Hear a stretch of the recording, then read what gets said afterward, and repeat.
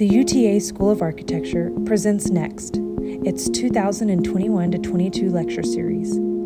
These lectures explore what's next from perspectives that include issues relating to the pandemic, navigation and shifts in our social culture, and transformations in response to climate change. Discussions and work represent thoughtful and creative production that challenges the discipline. Next advocates for new and progressive approaches that expand upon normative practice and underscore a commitment of scholarship and inquiry from the School of Architecture. I want to just say welcome. This is our third lecture of the semester, our second in person. We're excited to have Tommy Suchart from Suchart in Phoenix today. I wanted to just quickly announce that a week from Wednesday is our final lecture of the semester. Keith and Marie Zawatowski, I think I'm saying that correctly. And I believe that there might be a workshop that follows later at the end of next week. And we'll have some more information about that as we get into it. I want to thank everybody that's helped out organizing the Lectures and Exhibitions Committee, of course. And I'll turn it over to Professor Bang, who will introduce Tommy. So thank you.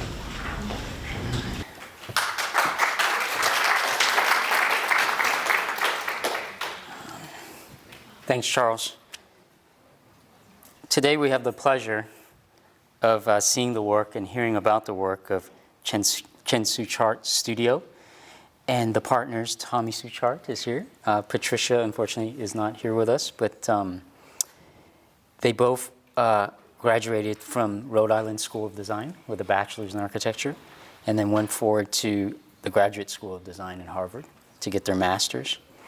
It's a small practice, but Rizzy and I had the pleasure of spending most of the day yesterday with Tommy, and then I spent the rest of this morning with him.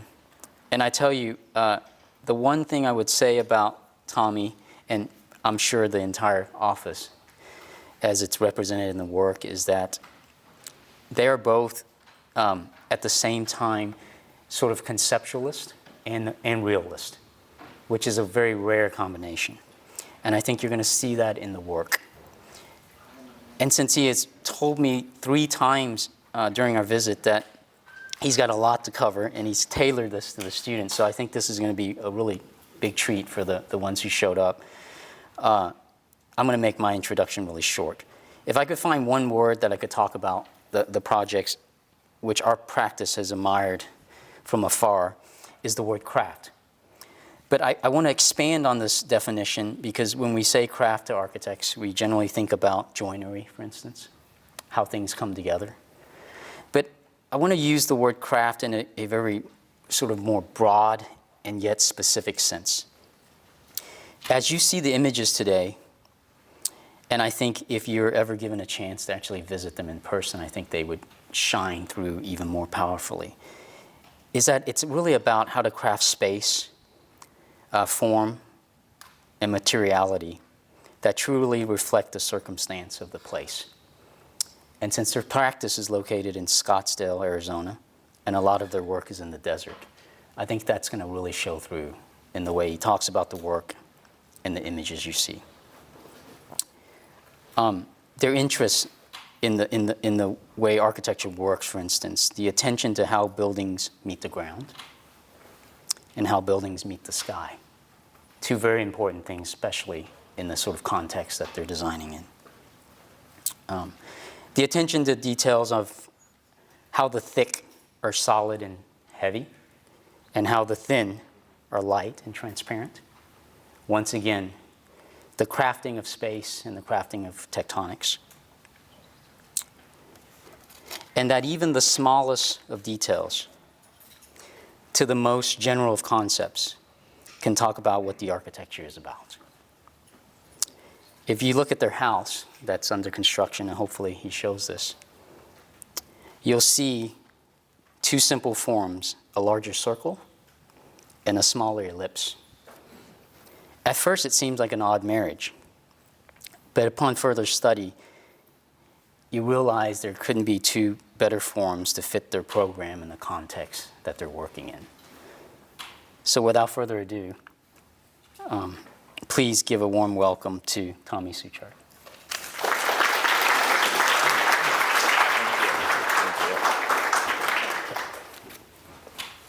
Well, thank you for that very, very warm introduction. I will have to get that in writing so that I can use that someday in the future here. Appreciate the opportunity that the School of Architecture here has given me to kind of share our work with you all. And the presentation is really geared towards you all as students, to give kind of a survey of our work. And the interest of that we have in the office is, in many ways, no different than the interest that you have in your studios or the interest that you're developing. And what I want to try and convey here is that everything that you're doing now is what I do every day since graduating now, I realized, almost 25 years ago from undergrad. So a little bit about ourselves. This is our environment of the desert. The kind of confluence of, nature and man coming together here constantly in a not so fantastic way, eating up the desert at rates that you could not believe. So kind of ideas of preservation or understanding the desert constantly in the work we do or in the environment which we work, is something of a strong presence in what we do. A little bit about ourselves. We spent as much time or more than you guys in undergraduate in the Rhode Island School of Design, where I met my wife and partner, Patricia, that Bang kind of mentioned here. And then afterwards, we, summers and anytime we could, we were always working on, working for people, our professors, in this case, a small office called Office Da, or Nader Tarani and Monica Ponce de Leon, in working on, the kind of a large-scale mock-up on the right of a project that later got manifested as interiors on the left, a non-denominational chapel at Northeastern University. Or this kind of exhibition at Princeton University, kind of a sculpture, if you will, of a project that they were working on at the time. So filling our kind of, summers and breaks and wherever we could with kind of professional internships at various places. And then later on during another summer at Machado and Silvetti in Boston, where I kind of interned there. Moving on after that, we went to graduate school up in Boston at the GSD. And then after that, immediately jumped into work, Patricia at Charles Rose Architects, doing kind of high-end residential work. And then myself really working for an architect who came from Machado and Silvetti, and we focused on a lot of opportunities that a young architect has in Boston, which in this case were really, interiors, what you can see in the middle frame there of a loft that's inside that building, and then really focused on interior detailing. But from the perspective of the architect, or the idea of, the kind of, I think it's Gesamtkunstwerk, which is the kind of all-encompassing art of everything all as one. So we have a strong belief of architecture, interiors, landscape, it's all design, it's one thing. And then I got tired of the snow. Coming from the desert, and my father consistently telling me that it's 70 degrees and he had to break out his sweaters, was an enticement for us to kind of head west in 2002 and come back to the desert, because it's a place that I never thought I would come back to.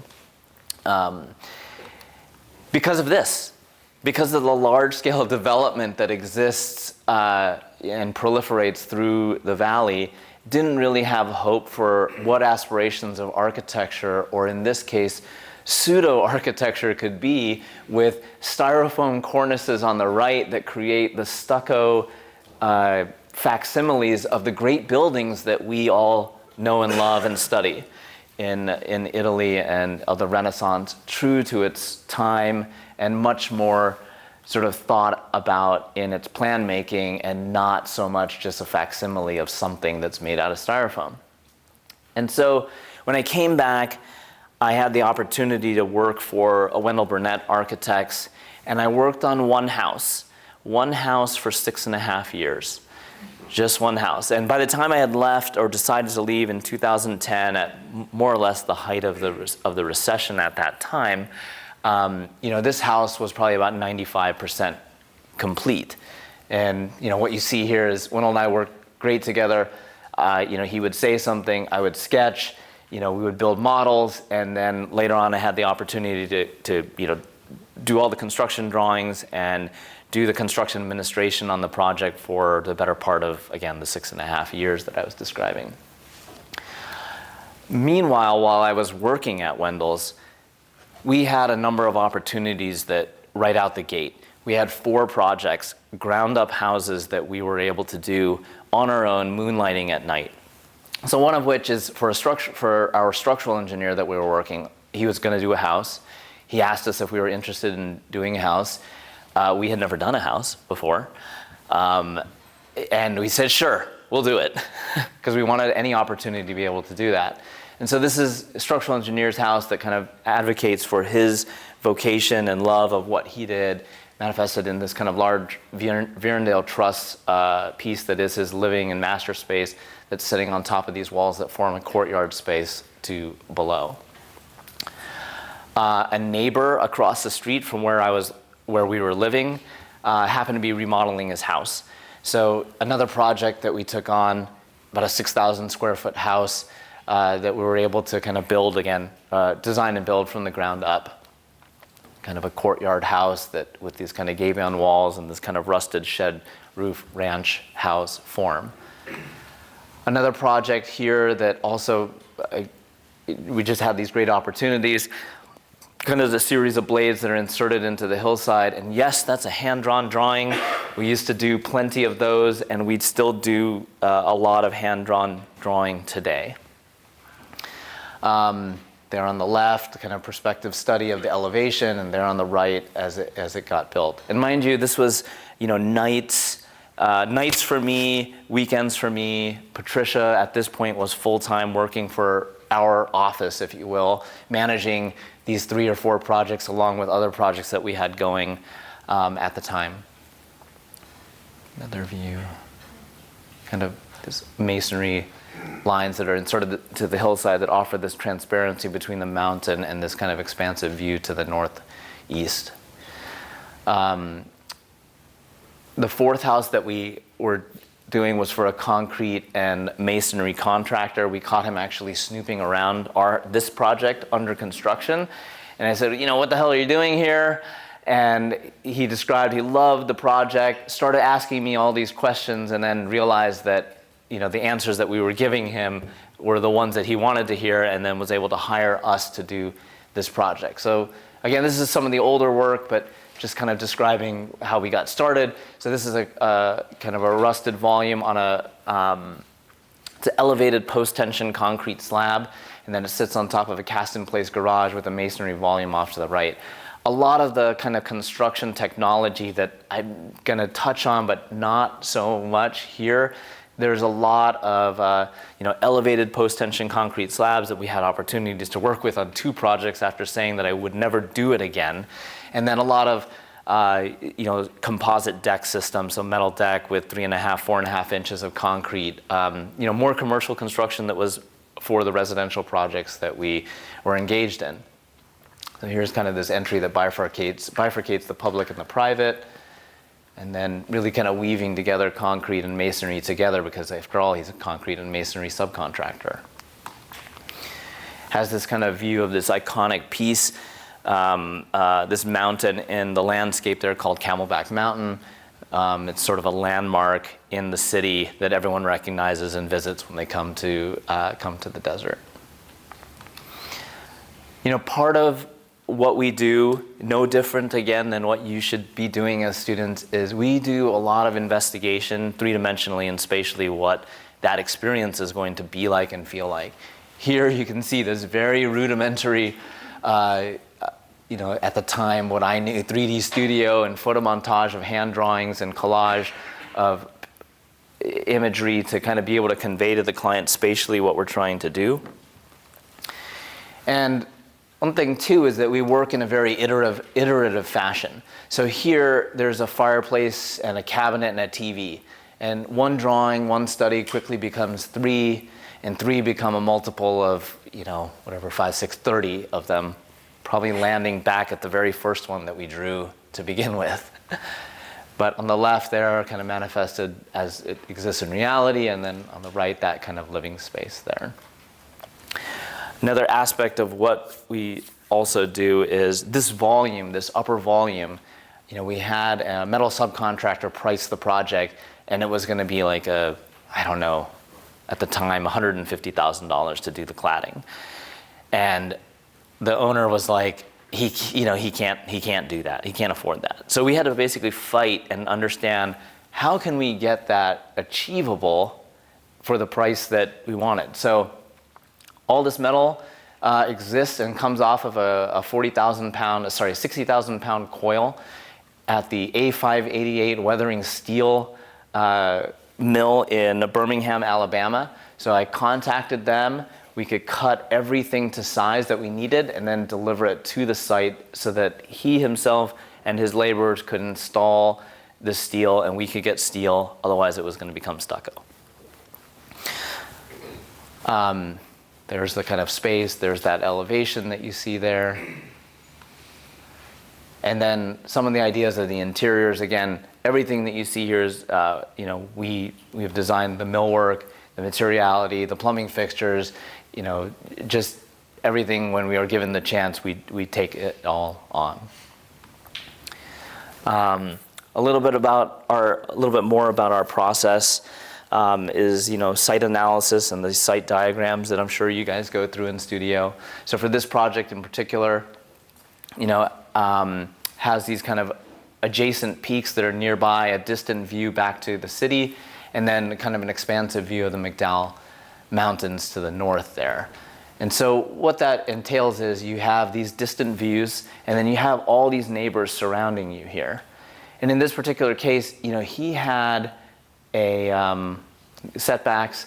He had a program that required a 6-car garage. He was into cars. A 6-car garage is basically a gigantic house. It's bigger than some people's houses, but it's something that he wanted. So 6-car garage is part of and the program for his house was about 3,000 square feet. The presence of what that garage is as the first impression to anyone, you don't necessarily want to celebrate the automobile more than the presence that it has in our car-cultured city already. And so where does it go?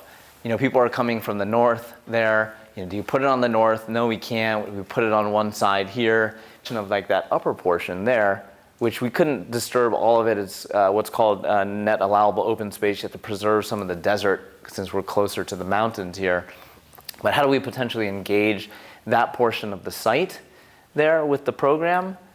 And then for privacy and for the kind of capturing of views elsewhere, maybe that red bar that you see there is the other parts of the program where they can kind of take advantage of a different perspective. And so back to that original diagram of protecting yourself from the neighbors, having this kind of courtyard that looks out to the distant view down back to the valley, and then this elevated volume that takes advantage of this view out to the north. And so what that manifests itself, the lower level are the main public space of the house, the private space of the 2 bedrooms for the children, cars and guests protecting that kind of southern elevation from the neighbors to the south, and the upper private space, which is master bedroom, an office, closet, and patio space. So there's the floor plans, the lower volume and the upper volume there. And then really kind of thinking about, just from the beginning, the conception of what does that project want to be based on everything that I mentioned, and then kind of strategy of working through different modes of representation to kind of understand how it's going to become something. So eventually into a very crude computer model, because I don't know how to render that well. And then eventually on the right-hand side, you can see that it becomes what it is in reality. So it's really this idea of this kind of stainless steel box that's sitting on top of these masonry walls that form the space of the courtyard below. And then what you can see here is that there's no fasteners.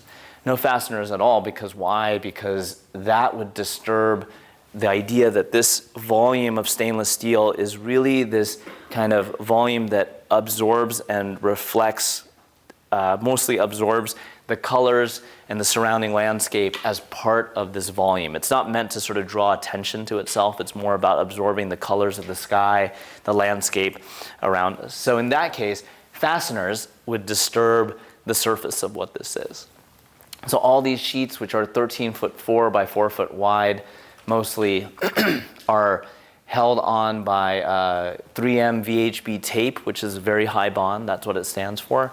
And there's a certain amount of tape ratio to pounds that it holds up that is pressure fit on there and holds up there without any fasteners. It's meant to replace welding. It exists on every airplane that you've ever flown on in your world. And so, again, that kind of lower volume entry sequence in through this kind of protected courtyard where you can kind of get rid of the neighbors from your mind as you enter on the left from the guest parking through this kind of courtyard space and enter in the main house on the right. Again, a sketch montage that transfers into a rendering that then ties into just a construction photo before landscape goes in. And the idea of, I'll talk about it a little bit later, but you can see the kind of masonry and how it is exploited in terms of what the language of that particular material is and how we kind of express the tectonic idea of what masonry can do. Be on the left of the entry door, kind of a stair that acts as a buffer between entry and the living space, but the owner was very well tuned with, again, cars, but he builds custom motorcycles, so he understands the idea of craft and what that was. So when it came to kind of doing the stair, which is a whole nother thing, he just be able to appreciate the level of detail and care that we took on with the stair as a piece of sculpture that you first kind of experience when you come into the house. So it's transparent that you can kind of see through it to the kitchen space and the living space here. And then really kind of these images, again, going back to an idea in a sketch, manifested in a rendering, what you see during construction, and the final kind of more manicured photo from our photographer. There's a kind of relationship that opens up the living space to this courtyard space that offers the views back down to the city, the valley, and the view back to kind of understand the relationships of the spaces, and then that volume that you can kind of start to see that absorbs the colors of the landscape. South patio view where we can have shade. You can see back down to Camelback Mountain from here between the two chairs. And then just a little of the interiors, kind of a 33-foot long vanity, essentially, that becomes dresser and storage all the way into the bedroom, but also is formed by the sinks. It becomes the sinks as well in the bathroom. And eventually on the outside there you can kind of see this reflective glass that we used, that the view that you see reflected in the window is what you see from the inside, kind of looking back out to the McDowells. So we work on big projects, we work on small projects. Here's a project where it's really on the left, someone wanted to remodel their front of their house, the steps that they put in, and a front door that was falling apart. So any opportunity that comes up where we can be a part of something modern, something interesting, something where we can explore a craft, we will take on. So in this case, a little landscape addition, a buffer from the street, entry sequence up, steps of concrete that we can get up to the door, really getting into a door that's a custom steel and glass door that's built up out of common material, hot rolled steel. And the craft and precision that go into all the dumb basic things that you maybe take for granted. Like, how do you grab the door pull and pull on the door? What is the size of the diameter of that handle? Where does the lock go that you don't want to see as part of the door? Can it go on the side and I can open and throw the bolt into the cavity of the frame, the flushness of the glass, et cetera, et cetera. Another little front remodel, concrete steps, a garage space leading up to that. But again, the idea is that any opportunity that we can have to work with materials that we're trying to explore and think about, we will take on. Here's another project where on the left, good friend bought this house, wanted to do a quick remodel. We kind of skinned it with this hot rolled steel cladding, metal framing, and just kind of reinvented what the aesthetic of the house is, both on the exterior, and then we did some work on the interiors as well. Speaking of interiors, we do a lot of interiors projects as well. And again, the main reason why I mentioned that before, like I mentioned before, is that it's all design. Architecture, interior architecture, landscape, fashion, it's all rooted in design. It's something that is really important to us, that if we can have the opportunity to take on remodels where someone has a vision of doing something interesting, we will be there to be a part of that. So this is a remodel of, there's a number of projects here that are remodels of kind of 6,000 square foot homes that are horrendous from the outside. Like, I'll never show the photos of what it is from the outside because there's nothing redeeming about it. So it's really the charge from the clients of just reinventing what those interior spaces are, both from an aesthetic, obviously an aesthetic point of view, but also from a spatial point of view. Like, that's something that's critical to us. So these two volumes of service, one in the kitchen made of stainless, one on the left that forms kind of a hallway and privacy to a guest room, integrates the kind of TV flush with that kind of steel panel and the speakers that you can see below there. And then bathroom projects that, again, we can exploit and look at materialities and different aspects of furnishings and textures and materiality.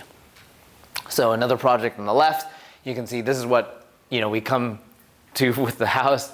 Owners come from Switzerland. They don't want that, obviously. And then on the right-hand side, being able to kind of achieve something. And what is it? It's just paint the ceiling white, introduce some millwork, because you have to store a bunch of stuff that also gives privacy to getting back to those bedrooms. And then we work with our furniture sales people, furniture reps, on finding the right furniture that is appropriate for those projects. So again, we have the interest of interior spaces, furnishings, everything that is associated with design. New kitchen, old kitchen on the left, new kitchen on the right and the lower left. And then interior detailing, like, how does something turn the corner? What is the relationship of one material to the other? What is the plumbing fixture? What is your daily existence of washing your hands and brushing your teeth? Can that be something really special and interesting on a day-to-day basis? What this has also allowed us to do, because I didn't mention this, but I teach from time to time. Haven't done it in maybe 4 years or so because we're focused on the practice. But through teaching and understanding new technologies, this is a giant jigsaw puzzle comprised of 3,000 pieces that is parametrically developed, CNC'd, to form a giant jigsaw puzzle that person in the middle is piecing together number by number, to create a new interior space for a bank. In this particular case, it's MidFirst Bank, which is from Oklahoma. They have a very sort of particular clientele. And here, this project is for Arizona State University's main campus. And so their typical clientele is not your college students like yourselves. It's for like people who are 50 and above at these bank branches. But here, the space needed to be identifiable of something a little bit more youthful, a little bit younger for the clientele that they're part of. So the idea here is really developing one line that can do everything. In this case, it forms the teller line, it forms the check writing stand, it forms spaces for lighting, it gives scale and space to the people that you see there on the left, and it gives an overall identity to the project that is akin to the language of their other facilities, but in a much kind of brighter and new way geared towards the students. So here's some smaller projects that we've worked on. So a client came to us and said, look, we love your work. And we bought this house. And I'm like, okay, I'm thinking to myself, if you love our work, why would you buy this house? Because it looks like Snow White and the Seven Dwarfs are going to come running out of this house here. And at that moment, I remember saying to myself, like, I could do two things. I could say, look, there's no hope for this, because it's not what we do. Or I could try and say to myself, like, let's try something. What does it mean that a gabled form can be something modern, can spatially change? This is a house in the historic district of Phoenix called FQ Story. You know, the language of the houses that you see are below there. And, you know, pitched roof houses. This house is a 1,400 square foot house that was divided into about 9 rooms. You know, people lived very differently back in the early part of the 20th century. And so here they just wanted a simple addition that you can see on the upper right, which gave them a master bedroom and master bathroom. And then instead of having 9 different rooms, the main living space just became one space. And the peak of how the house existed before informed the section to kind of bleed and marry, you know, living, dining, kitchen, outdoor space, and backyard, all as one space there. Some earlier renderings of a gabled form, or the idea of a gabled form that could be modern and contemporary. We couldn't touch the front, it was historic, so you're not allowed to do anything to the front. But in the back, you have sort of free reign to do anything you want. And so there's the front, we cleaned it up, added some steps that lead out to the sidewalk, and that's about it. Inside, again, vis-a-vis that section, kind of really expanding the quality of the space and extending that out to the outside. A big kind of island that incorporates a dining table. Again, we expanded the house from 1,400 square feet to 1,700 square feet, a tiny home by many standards here relative to the portfolio of work that you see. This extends out to the backyard. There you can kind of begin to see the 2 forms that are adjacent to each other, one kind of looking into the master bedroom. Bathroom space behind there. You can kind of see that now they have a full-on master bathroom. This peaked form kind of having this other volume of space that's different from the rest of the project. And then the language of what you start to see that marries the two of the front and the back together, and kind of really looking at typologies and understanding, you know, the basic idea of a kid, if you give him a crayon and ask him to draw a house, he's going to draw the form with the gabled roof form. And how do we make that modern and contemporary? Through its detailing, there's a standing seam that breaks, it has a knee bend, what we call it, at that seam to become one thing, and a concrete slab that floats in the back in the landscape, that hovers above that landscape ever so slightly. That's Cosmo, their dog that made it into the photographs that's immortalized there as part of that. Other projects that we work on, this is a townhouse project in the city of Tempe. And this is working in a realm where, you know, it's not necessarily a custom home like some of the custom homes that you'll see. It's really about, you know, how do you bring housing and some measure of architecture to the masses in this case. And how do you do it we were talking a lot about with Professor Bang about dollars per square foot. And this was in 2013. And the construction cost for this project was $135 a square foot, which is a lot at the time. The same project now would be $300 a square foot, just to give you a little bit of perspective.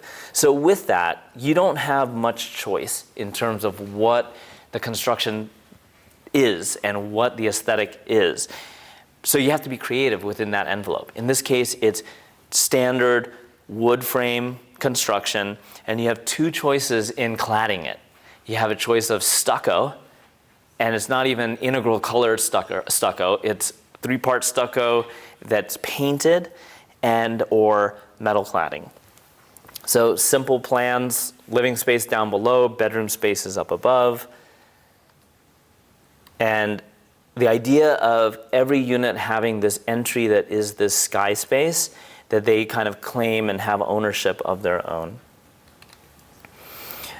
The thinking about materiality and corrugated metal and between solid and transparent, kind of manifesting itself in what you see here, kind of a drive aisle down the center that you cannot ignore, you cannot get away from, so it's very utilitarian, it splits the lot, people park in there and people walk on the side so that we can remove cars and pedestrians from each other's way.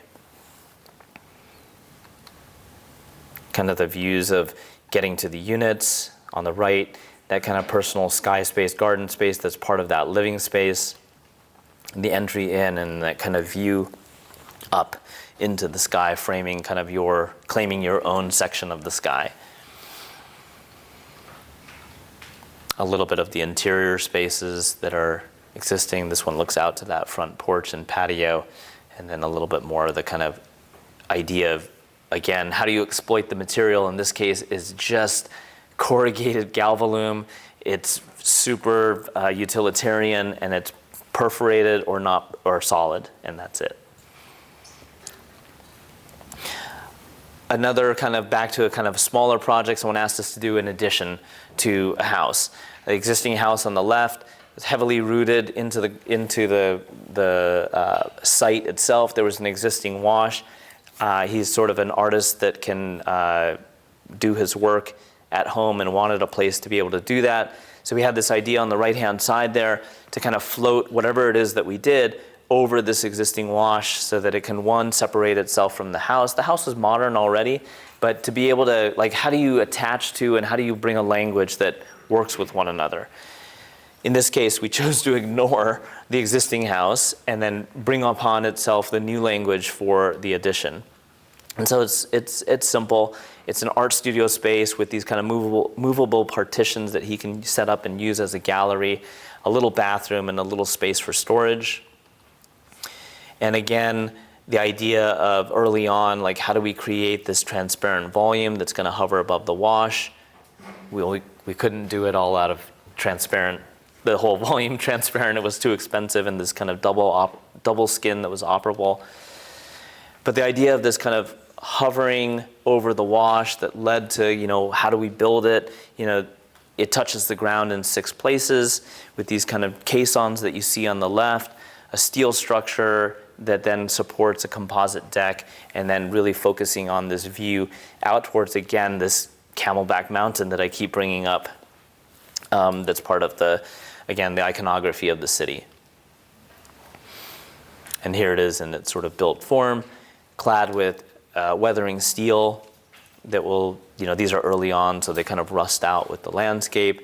These kind of round stepping stones that lead up to the building to kind of hopefully express the idea of it's floating above the landscape and one, you're moving from one space to another.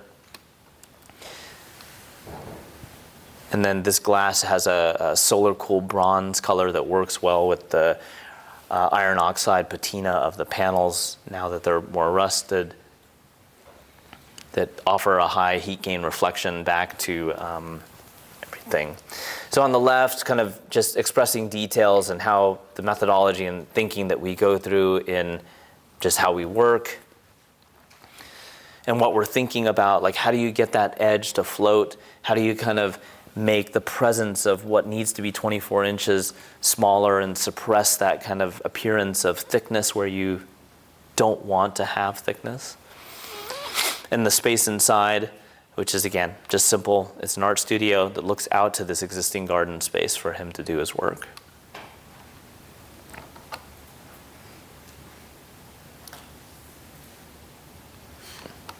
And then kind of a view at dusk when that corner starts to really glow and open up the space of what's inside. Okay, so this next project is interesting because it's something that, you're constantly learning about. I learn something hopefully new every day that I come into the office. And so this client came to us and was really interested in indoor air quality and energy efficiency. And so the criteria that exist for that, he was searching for what could we be held to, and in this case, it's Passive House US standards. And so early on, if we knew we had to do all these things in the budget to support that criteria, we knew that we could not make it something complex. And we really had to go for the most kind of simple idea that we can for the project. And in this case, here's the kind of diagram of the site. North is up.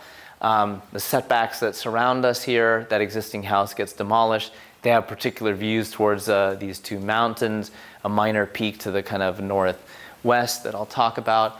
And you have neighbors all around you. He's a computer engineer, programmer, works at home, could care less if he sees human beings.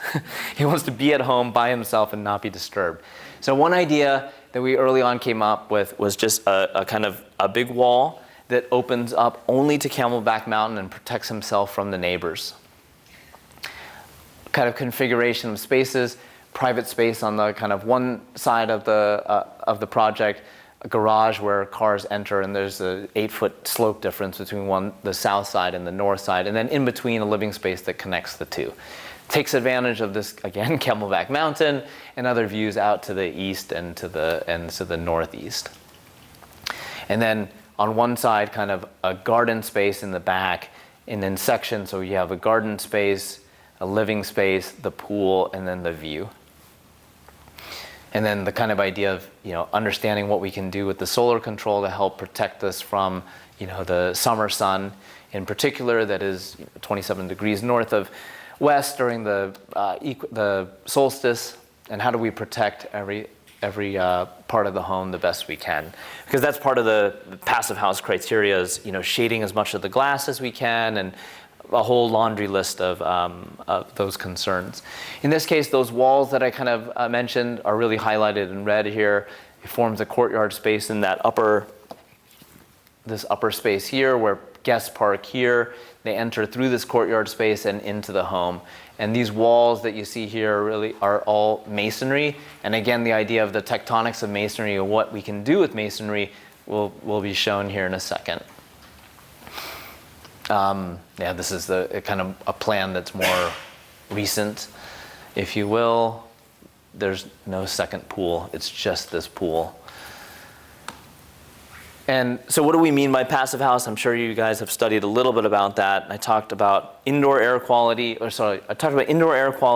and air sealing. Those two things kind of go together. And what you can see as a basic premise for the project then is in section here, and this is from our construction drawings and the drawings that we submit to the Passive House US Institute, is this green line needs to be continuous all the way through everything so that it can protect from all four sides air infiltration. And so what do we mean by that? How do we achieve that? In this case, underneath the slab before it gets poured is a giant glad bag, is the only way I can describe it. It's a product called Pango. It's a termite barrier and an air barrier from Australia.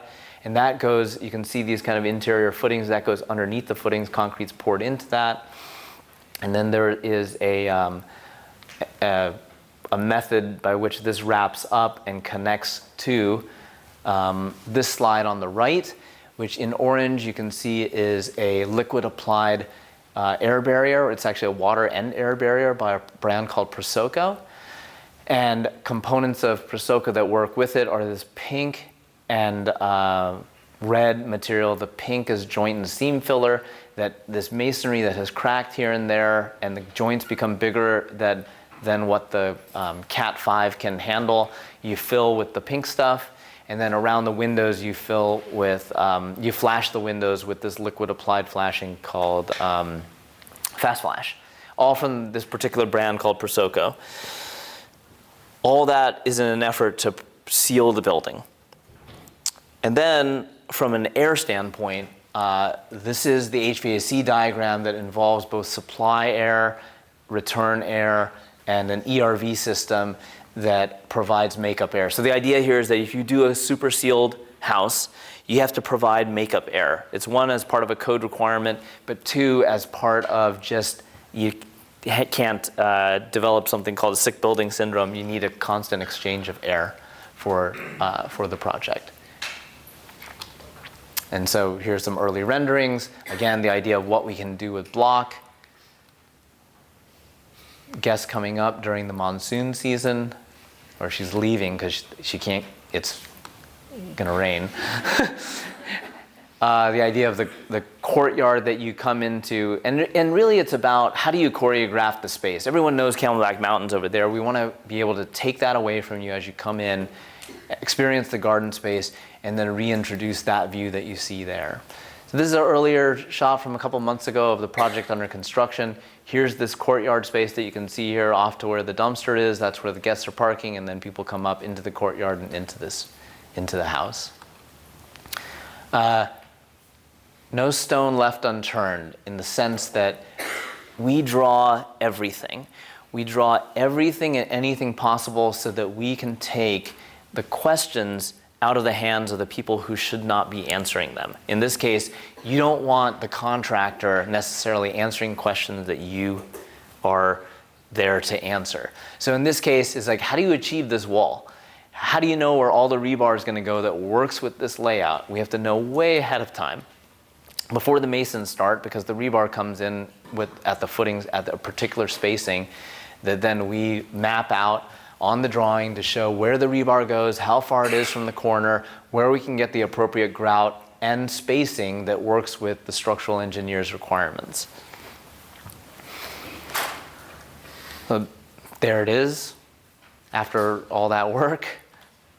And the kind of idea of the play of light and shadow that occurs with the wall, as you can imagine, with this perforated screen over the course of the day. Courtyard space there.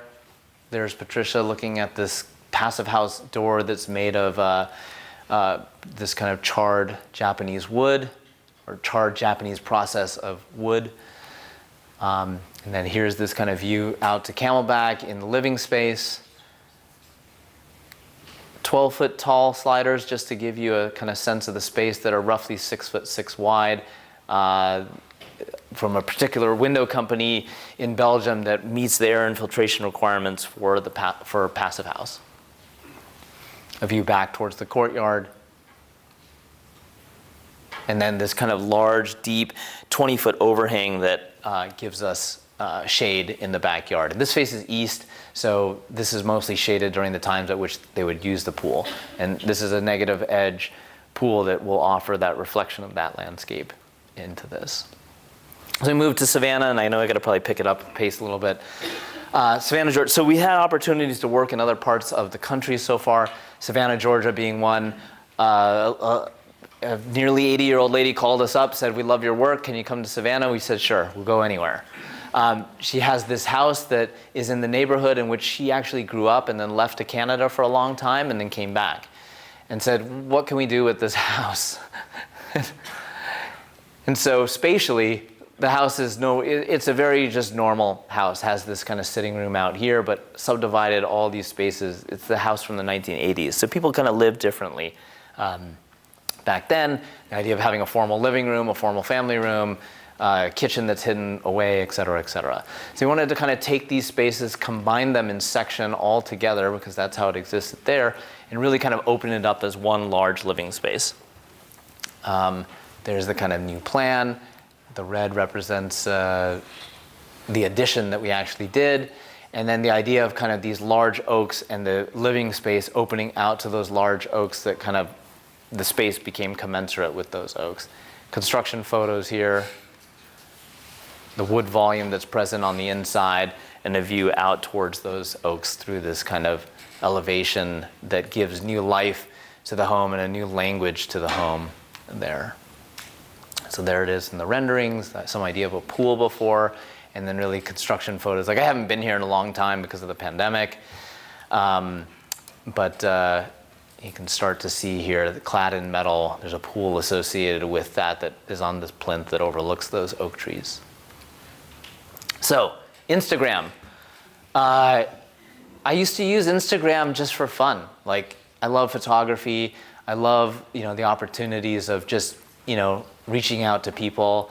Just never thought it had any sort of redeeming quality at all, because it's social media and I'm not into all that. So I get this text message via Instagram, direct message, whatever, in the middle of the night one evening. And it's from someone, his name is The Real Swizz. Are you guys familiar? Anyone here know who Swizz Beatz is? Okay, there you go. 2 people, can't be, come on. 3 people, 4 people, okay.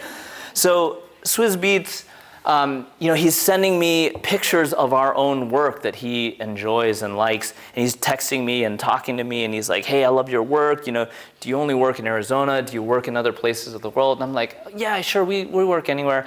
I kind of put my phone away, go to bed, and the next morning because I don't know who his Instagram is The Real Swizz. I don't know who he is.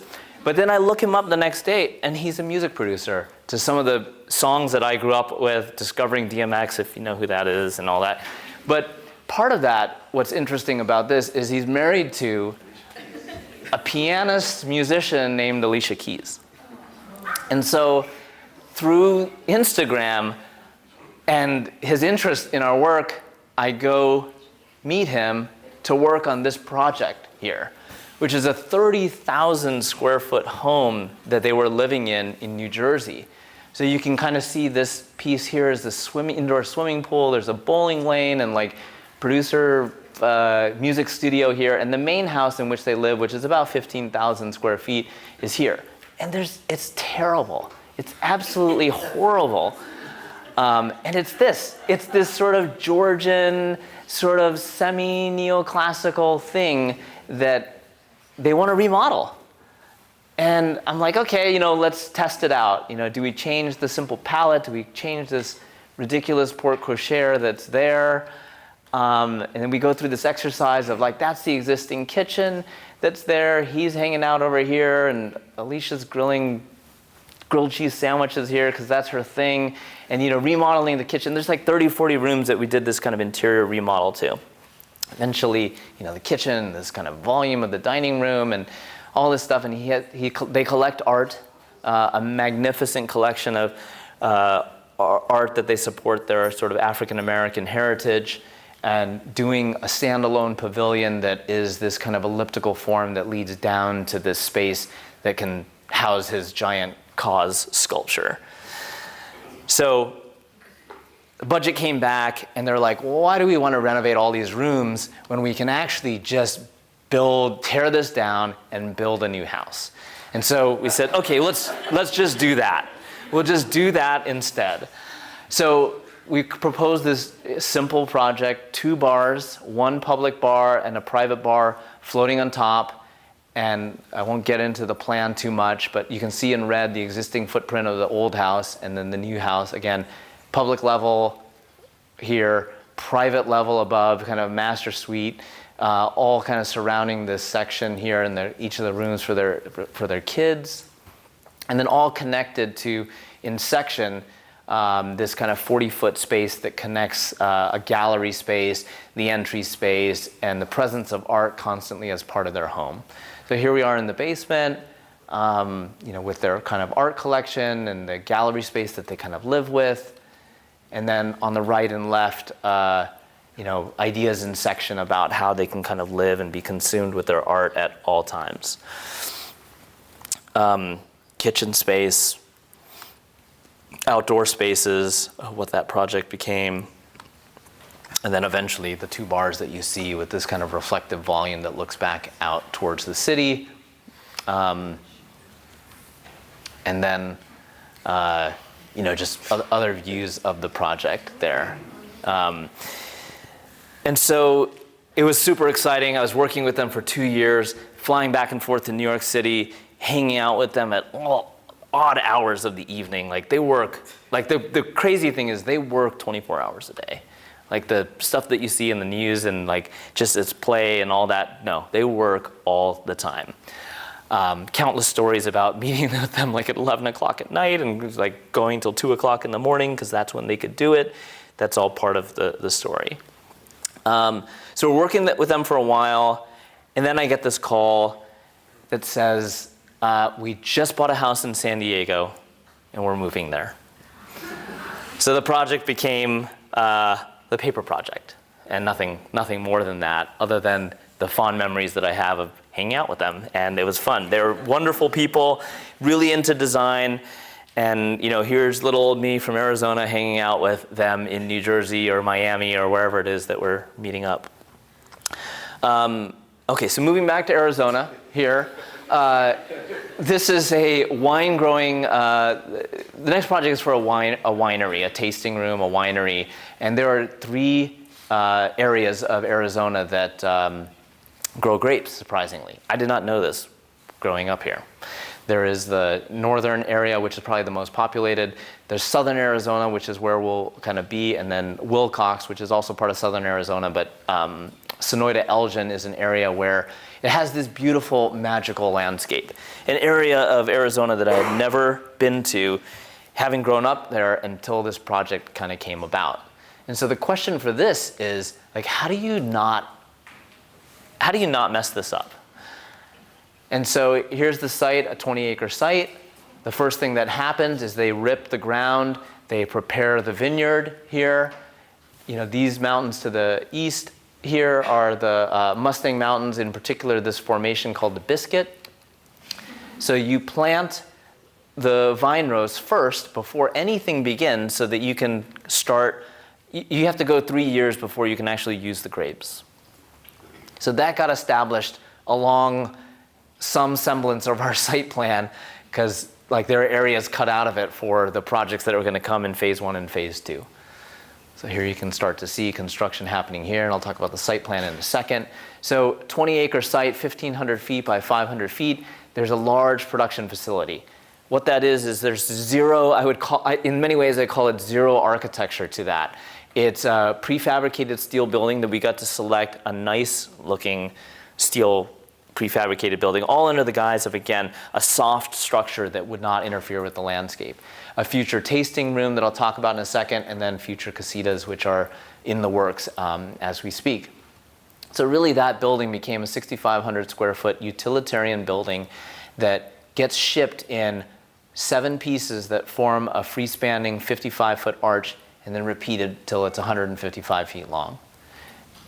There's nothing too special about this other than the idea it's a soft form in the landscape. Utilitarian inside, spray foam that looks like a giant marshmallow to kind of insulate the inside of the building, and then these magnificent views on the crush pad looking out towards that view of the mountains that they have. So there it is in its kind of current form.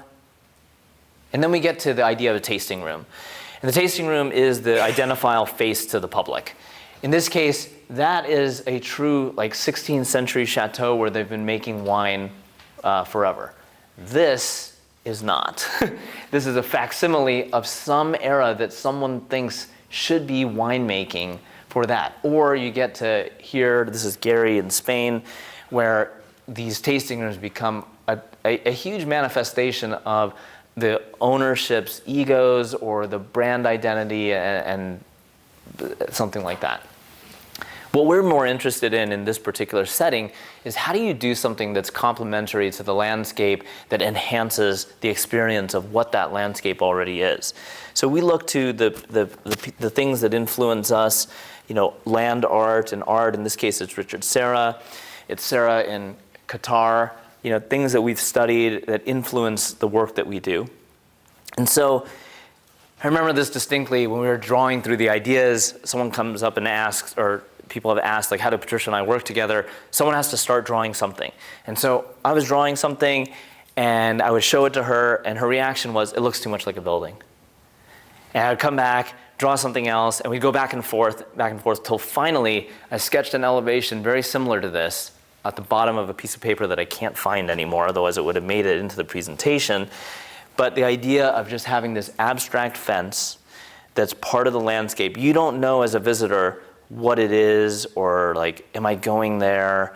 But it's something there. So in this case, kind of a series of these monoliths in the desert that in plan, that I'll talk about in a second. So this is your that's your view coming up from the drive from the south. You park your car to the north and you walk through the vineyard to get to this point of you're walking through the vineyard. And in plan, it's simple. It's 3 walls that focus your view in this kind of forced perspective out to those mountains there.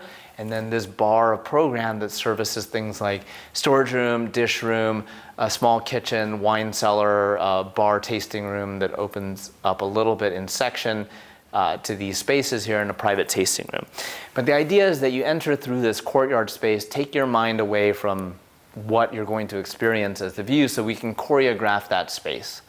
And so here are the early renderings in that courtyard space, coming into the courtyard space where you're denied the view, so that once inside, we can reinterpret the landscape through the lens of what we have as the tasting room. Simple move of this wood cladding that you saw as part of the entry that opens up and forms the wine cellar space that then opens up to here, and then that's the view from the tasting room that you get looking out to the east. A view of its setting in the landscape there. And then construction, more recent construction photos, footings in the ground. It's a masonry wall construction, and then where the building is, since we have support from the rest of the structure, it's wood framed. And the vineyard is dormant at this point. And these are recent photos of this. So these are 20-foot long sheets of 4-foot wide steel, cut again from the coil, just like I had mentioned before for our previous research and projects. And then here there's a hat channel system that creates a rain screen that we screw stainless steel screws to after we put butyl tape on here to kind of separate it from galvanic action from occurring. Again, like I mentioned before, no stone unturned, no screw left where someone can put an errant screw where we don't want it. So we create the shop drawings as part of this project because the contractor was self-performing the work. And then what you see on the left there is how they take each piece and take it from the storage area and bring it and clad it to the building.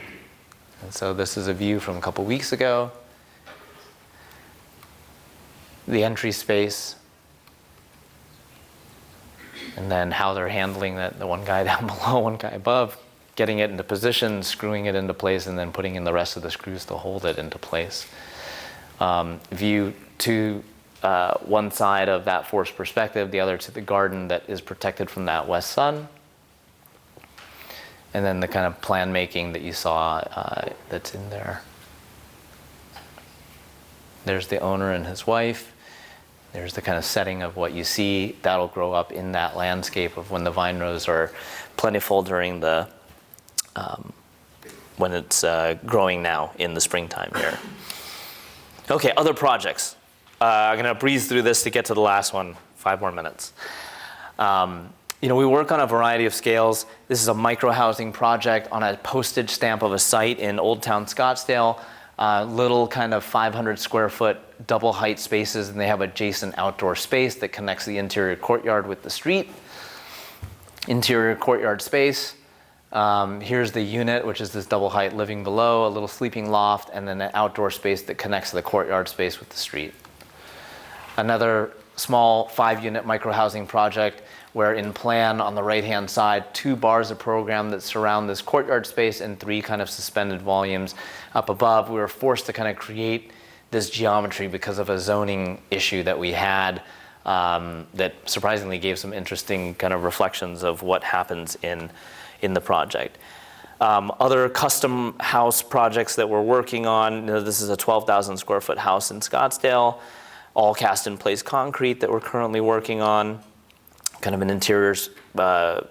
interior-exterior space connected through this living space with a kind of a giant pool that is a negative edge that opens up to that view towards the west. A house in a boulder field that, this is what the desert is there. And the idea of like blazing it to put in a 6,000 square foot house here is not something that this particular owner nor us wanted to be a part of. And so that's the characteristic of the site. And so how do you build there? And I stole this kind of sketch from Sigurd Leverance, who is an architect from the past. You guys should all look him up. But the idea of how do you kind of create a space and deal with nature, and how do you support what you want to do there without disturbing the land? So in this particular case, here's the kind of only thing that needs to touch the ground, which is the garage, and the rest of the building is floating on columns. Here's the deck, the entry deck that goes to these 2 pavilions. Inside the kind of living space and the views out towards the landscape. and then this idea of these kind of two bars that float above that boulder field there. And then this kind of idea of this nestling of the project within the site. This would be the smallest house that they've ever done in the community, only about 2,400 square feet of livable space. Other projects, an infill project in the kind of more dense part of the city, under construction now, single-family house, double height space here that you see of the living room space, and then a view of kind of the backyard and what it's going to be. And then we get back to stucco. We really hate stucco. It's terrible. It's a terrible material unless it's done right. But you have to go to Portugal to do it right, where there's a history and a tradition of how people build and what that means. And the idea of, in this case, we're looking at a material where analyzing it, abstraction of form and space and light is something that we can work with. So in this particular case, this is a house that we're currently for ourselves. We're working on a house for ourselves. This is a 1 acre lot here. There's a wash that runs down one side. Immediately, and like probably 25 different schemes that we drew, all bars, all variation of some bar building, some clean rectangle with minimalized programs so that we can maximize kind of living outdoor space. And then, some idea of this that we were never happy with, but, or we were happy with, I'll say, until we weren't. And so the idea of breaking that bar and forming, kind of looking at the idea of typology, and in this case, the idea of a courtyard house, is something that became of interest to us. And how do we kind of unify those pieces and inscribe that within one kind of continuous form, whatever that meant. And then the idea here, here's the site, and here are our neighbors. Like, this neighbor actually came to us for us to design a project for him. We couldn't agree on it. He went with a different architect.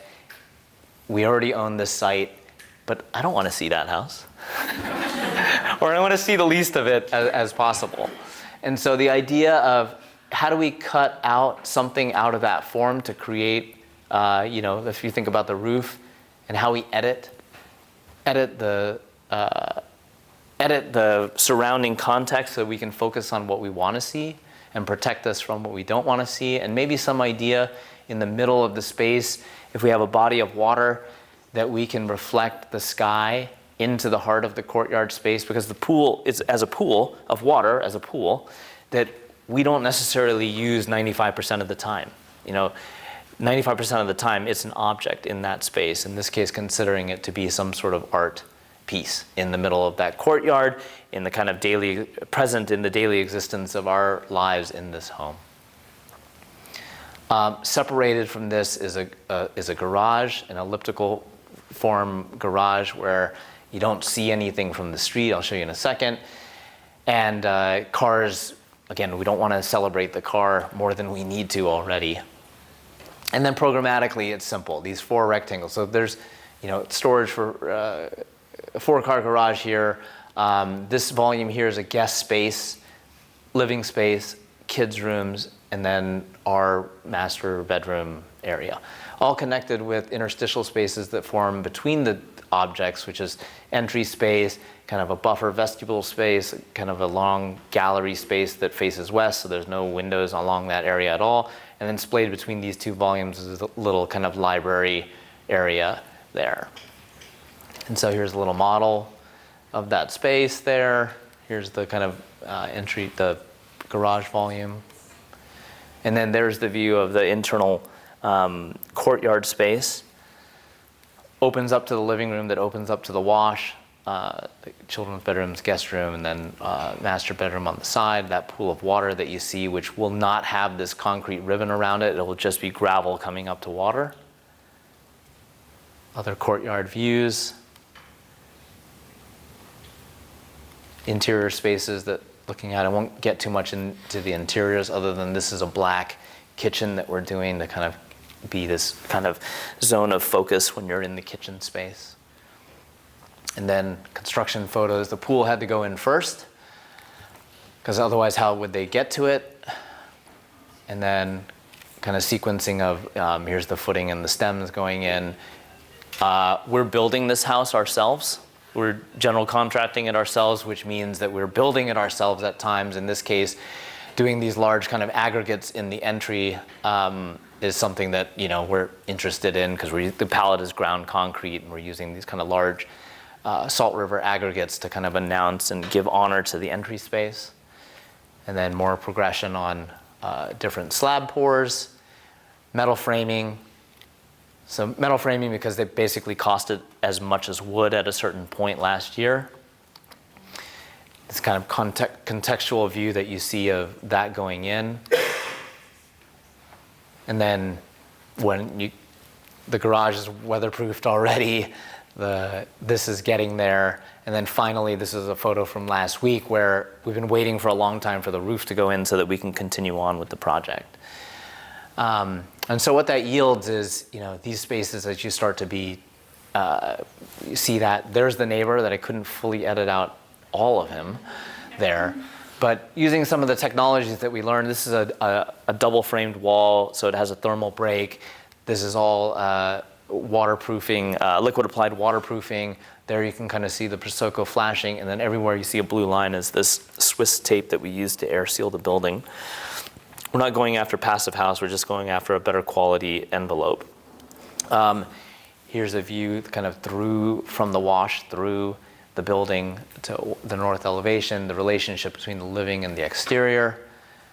Some of the smaller spaces that capture some of the adjacent views of wash, or in this particular case, the head of Camelback Mountain from either my or Patricia's side of the bed. We'll just say it's mine for now. And then ultimately a view from above that you can kind of understand a little bit of the context that it's in. Here's the garage volume, super simple, just an elliptical form that's clad with a corrugated metal rain screen, out of which those carved areas will be stucco. And then finally a view into the courtyard that captures and edits out the neighbor while really kind of contextualizing and bringing the space of Camelback Mountain into our home with my daughter. I don't know what she's doing there, but she's doing something in the heart of the living room.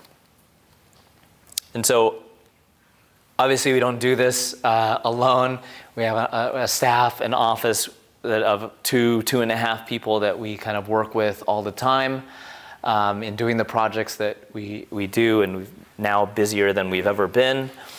And then lastly, thank you. Thank you for the opportunity to share our work.